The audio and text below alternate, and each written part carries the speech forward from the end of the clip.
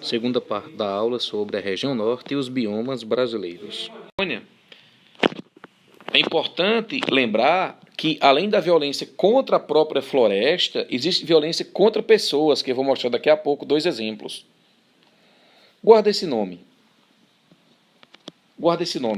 Arco do desmatamento. O que é esse arco do desmatamento? O arco do desmatamento é uma parte da floresta amazônica, como você está observando aqui, ó, que já foi destruído. O arco do desmatamento tem aproximadamente aí 1,5 milhões de quilômetros quadrados. E o que é que tem feito esse desmatamento?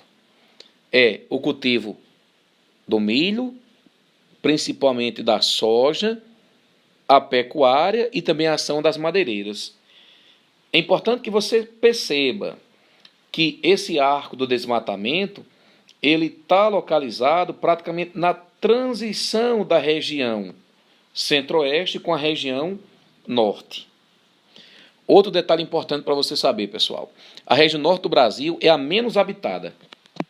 E é incrível como a região menos habitada no Brasil tem sido uma das mais destruídas nas últimas décadas. E aí, quando a gente fala nessa destruição, mais uma vez aqui o exemplo do arco do desmatamento, mais um mapinha, mais um outro mapinha mostrando os índices de desmatamento.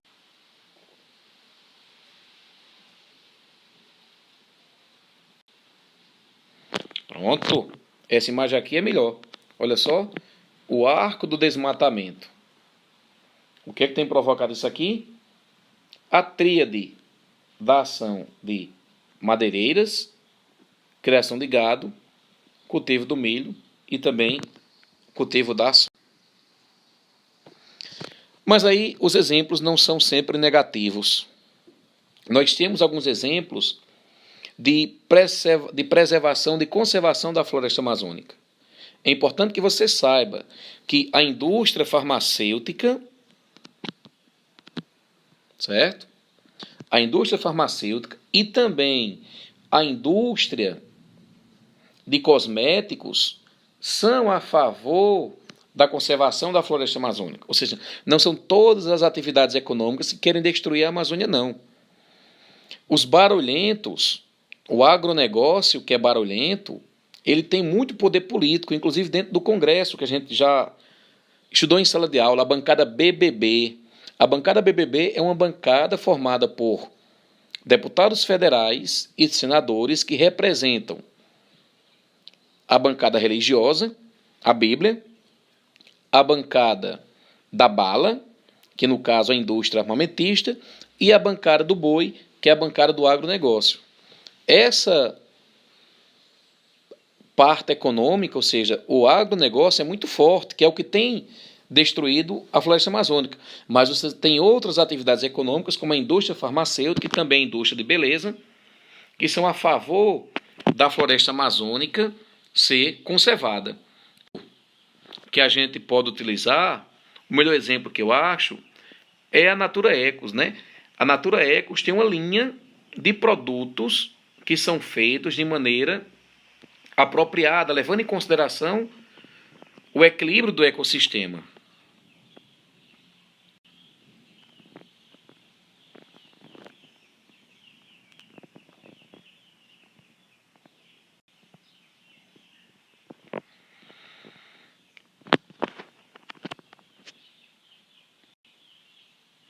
Aqui, alguns perfumes da linha Natura Ecos.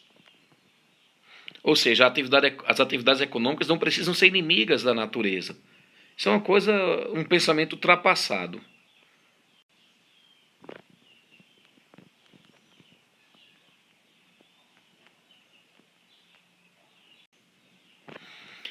E aí uma coisa grave que tem acontecido nas últimas décadas na floresta amazônica, que é o assassinato daqueles que defendem ou os povos da floresta ou então a vegetação. Uma vez eu vi e achei muito forte de um professor meu na universidade, ele falou a seguinte frase: a região norte muitas vezes aparenta ser uma terra sem lei. Veja, é famosa a história de Chico Mendes. Chico Mendes era um líder sindical lá do Acre que foi assassinado. Um outro exemplo de pessoa assassinada no Brasil por defender a floresta amazônica e o seu povo é o caso de uma freira católica chamada de Irmã Dorothy. Eu não sei se você sabe, mas o Brasil é um dos países onde mais se mata pessoas que defendem a natureza. Aqueles que se destacam na sua região por defender ou os povos da floresta ou um determinado bioma, muitas vezes acabam assassinados. Eu trouxe aqui dois exemplos, o exemplo de Chico Mendes e o exemplo da Irmã Dorothy.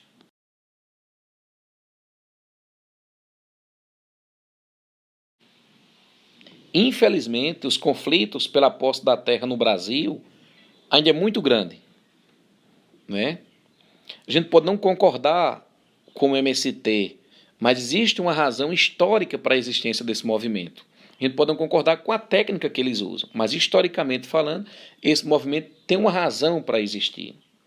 E quando a gente fala conflitos pela posse da terra, observe que em todas as regiões brasileiras,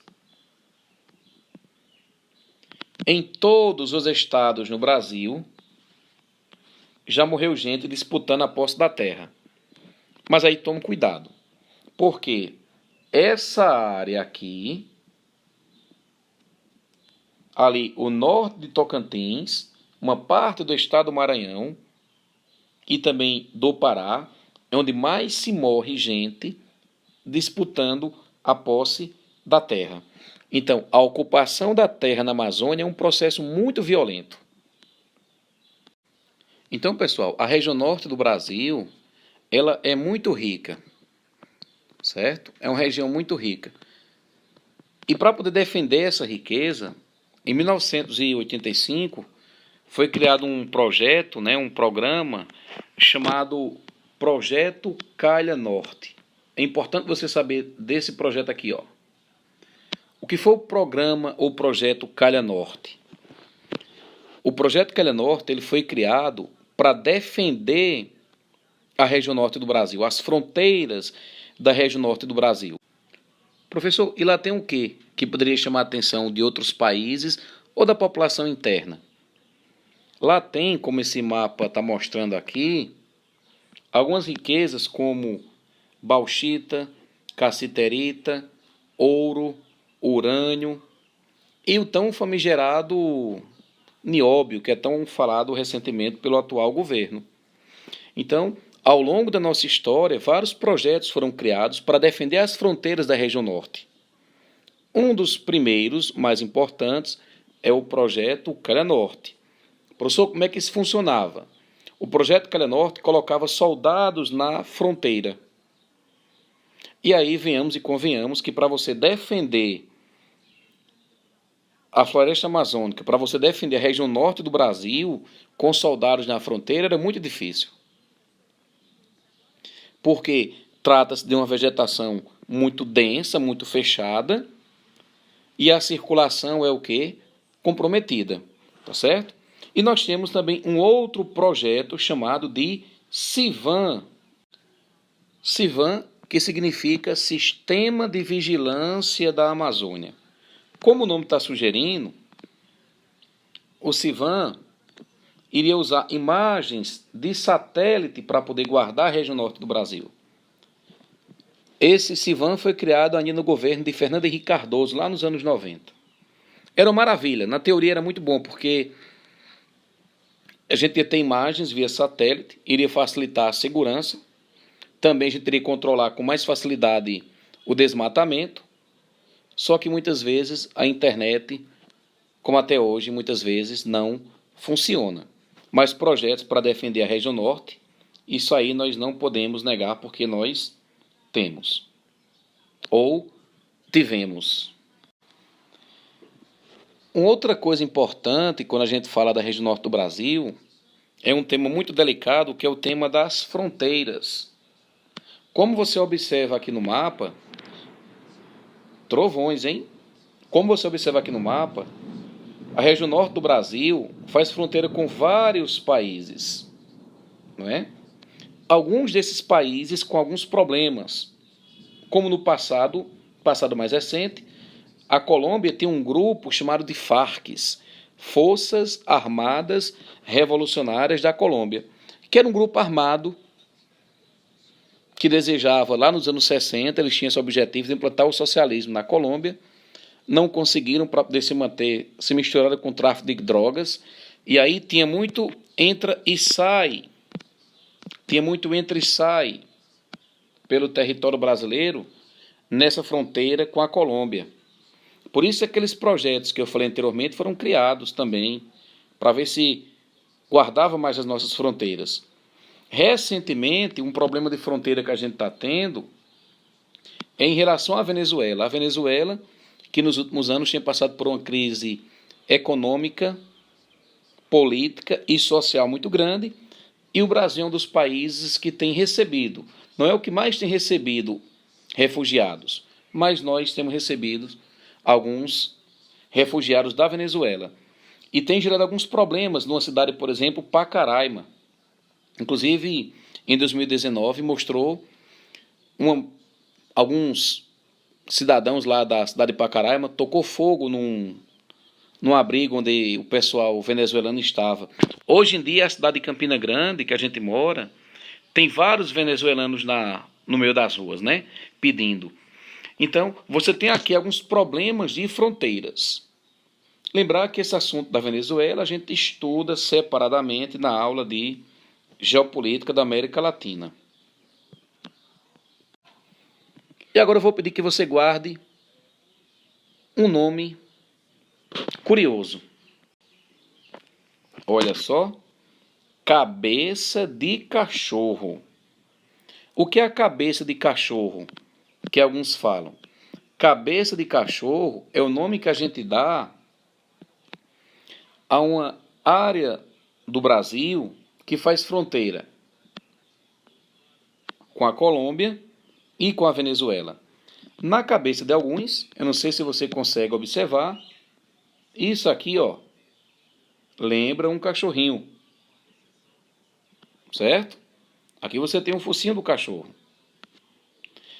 Então, o que é a cabeça do cachorro? É uma área do território brasileiro que faz fronteira com dois países, com a Colômbia e com a Venezuela. É uma área de instabilidade fronteiriça.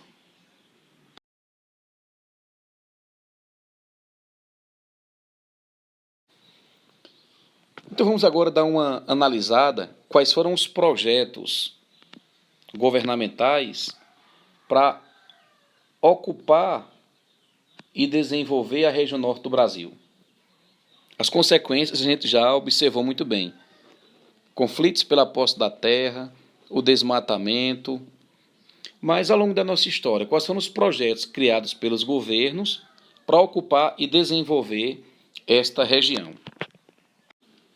No século XIX, mais precisamente aí a partir de 1850, a região norte do Brasil passou a ser explorada de uma maneira mais organizada. Aí, no caso, com a extração do látex. O látex é uma substância tirada das seringueiras. Com a substância tirada das seringueiras, se faz a borracha. Inclusive, tem uma história bacana para você saber.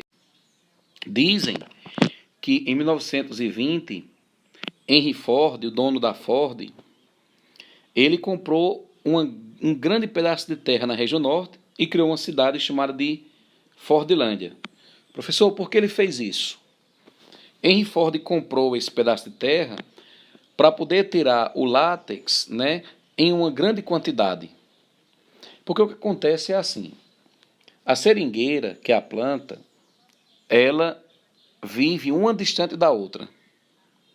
Então era muito difícil do pessoal tirar o látex em grande quantidade. a quantidade de látex que chegava na empresa do Ford, do Henry Ford, era muito pequena. Então, o que é que ele faz? Para tentar controlar toda a produção, para tentar dominar todo o processo produtivo e acelerar a extração do látex, ele compra esse lote de terra, planta as seringueiras uma pertinho da outra, mas não resolve nada, porque a seringueira é uma vegetação que vive uma distante da outra. E como ele plantou uma perto da outra, teve uma praga que destruiu tudo, e depois ele abandonou a terra e foi embora. E depois eles vão produzir a borracha, não mais através da seringueira, mas de maneira artificial. Né? Então tem essa história aí curiosa. E os governos, professor? Quais foram aqueles que mais deram importância para a região norte do Brasil? O primeiro governo foi, sem dúvida nenhuma, o governo de Juscelino Kubitschek. Aliás, o governo de Juscelino Kubitschek tinha uma preocupação importante, que era tentar povoar ao máximo todas as regiões brasileiras. Juscelino Kubitschek ele vai criar o que nós chamamos de Marcha para o Oeste. O que é essa Marcha para o Oeste? Juscelino dizia o seguinte, que a população brasileira estava muito localizada ali no litoral e que era preciso ocupar outras partes do território, era preciso ocupar o interior. Para facilitar essa marcha para o oeste, o governo de Juscelino Kubitschek vai construir várias rodovias, entre elas a rodovia Belém-Brasília. Como o nome está sugerindo, ligar Brasília, que era a capital do Brasil, como é hoje, até a cidade de Belém, no Pará. Isso iria fazer com que as regiões brasileiras começassem a ter mais contato entre si, acabando com o isolamento econômico que existia antes. O governo militar, lá nos anos 70, vai criar a chamada rodovia Transamazônica. A Transamazônica que sai aqui de João Pessoa, ó, na Paraíba, e vem até a região norte do Brasil, ou pelo menos deveria vir. Quando a Transamazônica estava sendo construída, se dizia que ela iria ligar o nada a lugar nenhum. O nada era o Nordeste e o lugar nenhum era a Amazônia. Não é? Agora é importante que você saiba, os diferentes governos, o governo de Juscelino Kubitschek e principalmente os governos militares do Brasil, eles tinham essa preocupação de fazer o povoamento da região norte. Por quê? Pelo motivo que a gente estava dizendo anteriormente. A região norte do Brasil ela tem muitas riquezas. E um território sem gente, diziam os militares na época, poderia ser que os extraterrestres baixassem por aqui. Em outras palavras, poderiam ser que outros países começassem a se enxerir, a mostrar interesse pela região norte. Então é preciso povoar, é preciso desenvolver economicamente, que é isso que o governo militar vai fazer. Veja, nos anos 70, o governo militar vai implantar o programa chamado Grande Carajás. Esse programa Grande Carajás, como você está vendo aqui na foto, é um programa que tem como principal objetivo tirar o minério de ferro que existe nessa área. Era uma forma de quê? De ocupar economicamente a área e também povoar. Há um lema que eu quero que você guarde. Alguns governos militares usavam o seguinte lema para ocupar a região norte, né? Para incentivar a vinda de pessoas para a região norte. O lema era assim: dá a terra sem homem da Amazônia, o homem sem terra do Nordeste. Ou seja, a Amazônia está aqui, não tem homem, não tem dono. O Nordeste está lá, tem muito homem, só que esses homens não têm terra. Então, os governos militares eles vão ter uma grande preocupação em povoar a região norte e desenvolvê-la economicamente. Um exemplo disso é esse programa conhecido como o Grande Carajás. Lembrar que aqui tem o quê? Minério de ferro, que a gente encontra nos chamados escudos cristalinos. Vale a pena também lembrar que quem domina essa área do Grande Carajás, da Serra dos Carajás, é uma empresa conhecida como Vale, que é a antiga Vale do Rio Doce, criada no governo de Getúlio Vargas. Vamos mais alguns exemplos de atividades econômicas para desenvolver e ocupar a região norte.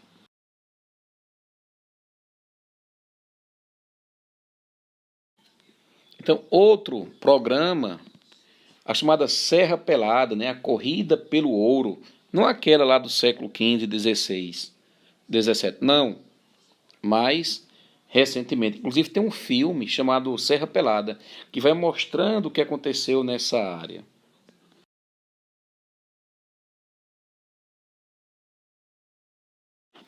E aí, nesses processos de ocupação, de povoamento e desenvolvimento econômico, como a gente viu um tempinho atrás, vai começando a acontecer conflitos de terra.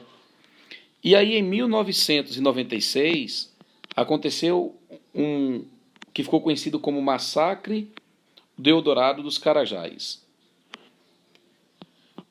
Os sem-terras invadiram uma fazenda, e esses sem-terras eles foram brutalmente assassinados. Então, esse evento aconteceu no chamado Bico do Papagaio. O que é o Bico do Papagaio? É a região norte do estado de Tocantins.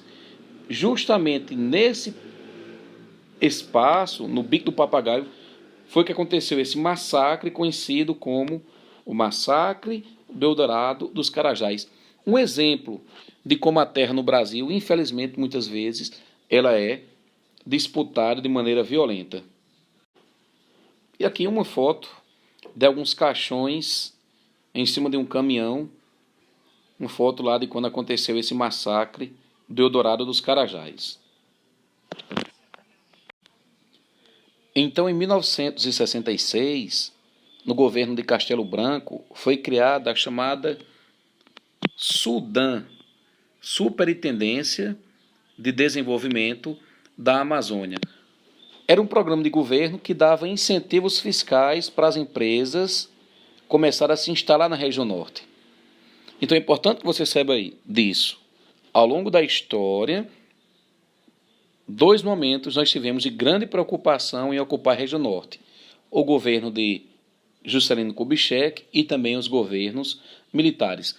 A SUDAM, que não atua apenas na região norte, também atua no estado do Maranhão, portanto, região nordeste, e também no Mato Grosso, região centro-oeste.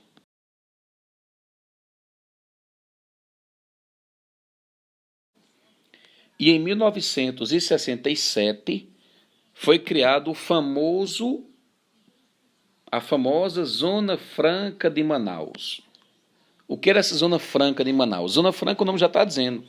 As empresas poderiam ir e se instalar lá com facilidade sem pagar impostos, não é?